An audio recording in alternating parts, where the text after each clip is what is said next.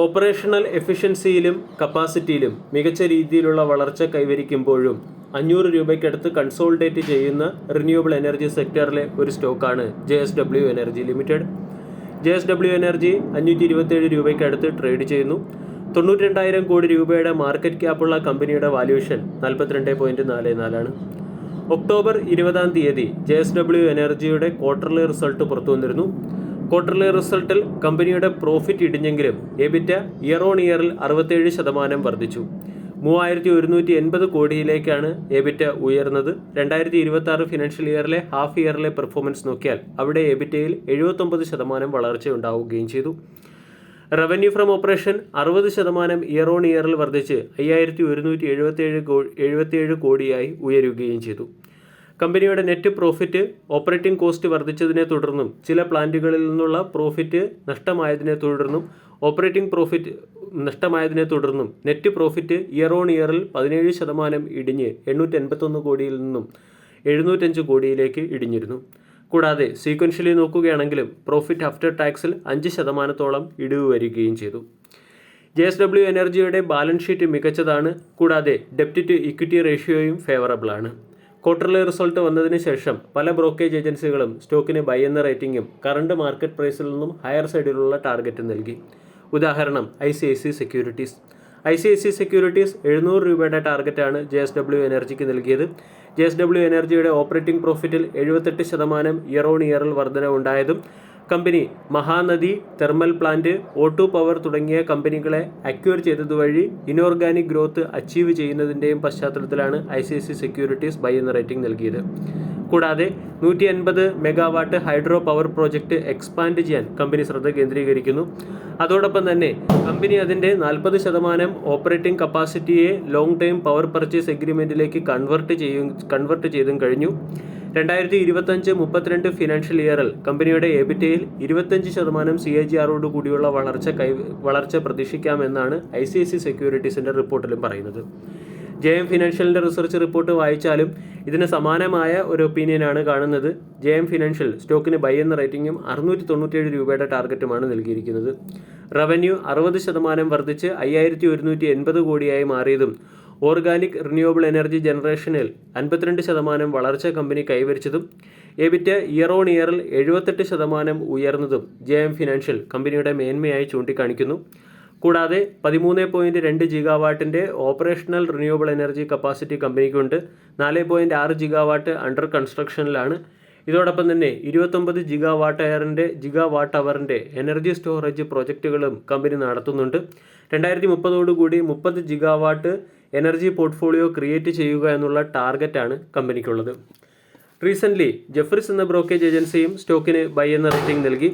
ജെഫ്രീസും സ്റ്റോക്കിന് 20% അപ്സൈഡിലുള്ള ടാർഗറ്റാണ് നൽകിയത്.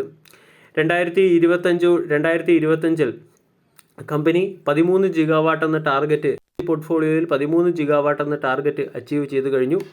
2027 ഇത് 15 ജിഗാവാട്ടായി ഉയർന്നേക്കും.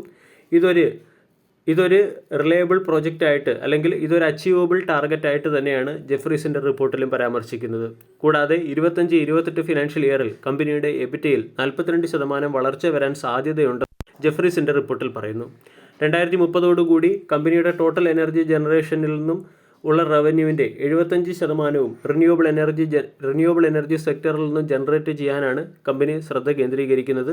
അതോടൊപ്പം തന്നെ JSW നിയോ എനർജി എന്ന പേരിൽ ഒരു ഹൈബ്രിഡ് കമ്പനി അല്ലെങ്കിൽ ഒരു സബ്സിഡറി കമ്പനി തുറന്ന് ഹൈബ്രിഡ് ആക്ടിവിറ്റികളിലും, അതായത് സോളാർ, വിൻഡ് പോലുള്ള ഹൈബ്രിഡ് റിന്യൂവബിൾ എനർജി സെക്ടറിലേക്കും കമ്പനി അതിൻ്റെ പ്രവർത്തനം വ്യാപിപ്പിക്കാൻ തീരുമാനിക്കുന്നു. ഈ ഫാക്റ്റുകളൊക്കെ സൂചിപ്പിക്കുന്നത് JSW എനർജി എന്ന സ്റ്റോക്ക് ഒരു പ്രോമിസിംഗ് പിക്കായിട്ട് തന്നെയാണ്. കൂടാതെ കമ്പനിയുടെ ROAയിൽ 13% വളർച്ച വരും സമയങ്ങളിൽ പ്രതീക്ഷിക്കാമെന്നും അനലിസ്റ്റുകൾ പറയുന്നുണ്ട്. കൂടാതെ വീക്ക്ലി ക്യാൻഡിൽ പാറ്റേൺ നമ്മൾ പരിശോധിച്ചാൽ ദീർഘകാലമായി സ്റ്റോക്ക് 500-നടുത്ത് കൺസോളിഡേറ്റ് ചെയ്യുകയാണ്. ഇവിടെ നിന്നും ഒരു ബ്രേക്കൗട്ട് വരികയാണെങ്കിൽ അപ്സൈഡ് മൊമെൻറ്റം വരാനും 600, 700, 800 തുടങ്ങിയ ലെവലുകളിലേക്ക് സ്റ്റോക്ക് ഉയരാനും സാധ്യതയുണ്ട്. JSW എനർജി പോലുള്ള സ്റ്റോക്കുകളിൽ പൊസിഷൻ എടുക്കുകയും ഹോൾഡ് ചെയ്യുകയും ചെയ്യുന്നവർ 475 രൂപയുടെ സ്റ്റോപ്പ് ലോസ് മെയിൻറ്റെയിൻ ചെയ്യാവുന്നതാണ്.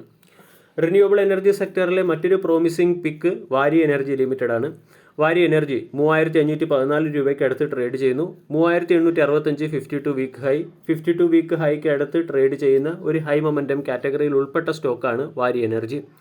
വാരി എനർജിക്ക് മറ്റൊരു പ്രമുഖ ബ്രോക്കേജായ നുവാമ ബൈ എന്ന റേറ്റിംഗും 4150 രൂപയുടെ ടാർഗറ്റ് നൽകിയിട്ടുണ്ട്. കറണ്ട് മാർക്കറ്റ് പ്രൈസിൽ നിന്നും 17% അപ്സൈഡിലുള്ള ടാർഗറ്റ്.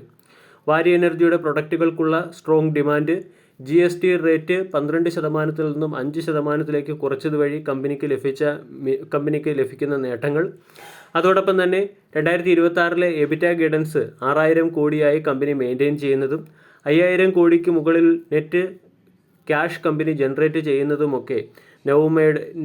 ചെയ്യുന്നതുമൊക്കെ സ്റ്റോക്കിനെ സംബന്ധിച്ച പോസിറ്റീവ് അപ്ഡേറ്റ് ആണ്. കൂടാതെ സോളാർ സെൽ പ്രൊഡക്ഷൻ കപ്പാസിറ്റി വർദ്ധിപ്പിക്കുന്നതിന് വേണ്ടി കമ്പനി കാപ്പെക്സ് പ്ലാൻ നടത്തുന്നുണ്ട്. ഇതോടൊപ്പം തന്നെ European union, Gulf, UK, Africa, Australia തുടങ്ങിയ രാജ്യങ്ങളിലേക്ക് കമ്പനി അതിൻ്റെ എക്സ്പോർട്ടും വളർത്താൻ ശ്രമിക്കുന്നു. ഇതിൻ്റെയൊക്കെ പശ്ചാത്തലത്തിൽ വാരി എനർജി എന്ന സ്റ്റോക്കിനെ നമ്മൾക്ക് ഫോക്കസ് ചെയ്യാവുന്നതാണ്. കൂടാതെ വാരി എനർജി എന്ന കമ്പനി പുതിയ സെക്ടറുകളിലേക്ക് അവരുടെ പ്രവർത്തനം വ്യാപിപ്പിക്കുന്നുമുണ്ട്. Inverter, electrolyser, green hydrogen, battery storage system തുടങ്ങിയ സെക്ടറുകളിലേക്ക് കമ്പനി അതിൻ്റെ പ്രവർത്തനം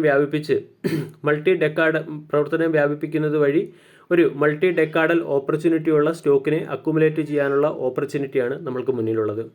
കമ്പനിയുടെ ഓർഡർ ബുക്ക് പരിശോധിച്ചാൽ ഏകദേശം 47,000 കോടി രൂപയ്ക്ക് മുകളിലുള്ള ഓർഡറുണ്ട്. 24 ഗിഗാവാട്ടിനടുത്തുള്ള ഓർഡറാണ് കമ്പനിക്ക് ഇനി എക്സിക്യൂട്ട് ചെയ്യാനുള്ളത്. കൂടാതെ ഗ്രീൻ ടെക് സെക്ടറിലെ വളരെ ഡൈവേഴ്സിഫൈഡ് ആയിട്ടുള്ള ഒരു പ്ലെയർ ആയിട്ടാണ് വാരി എനർജി എന്ന സ്റ്റോക്കിനെ വിശേഷിപ്പിക്കുന്നത്. 3250 സപ്പോർട്ട്, 3750 റെസിസ്റ്റൻസ്.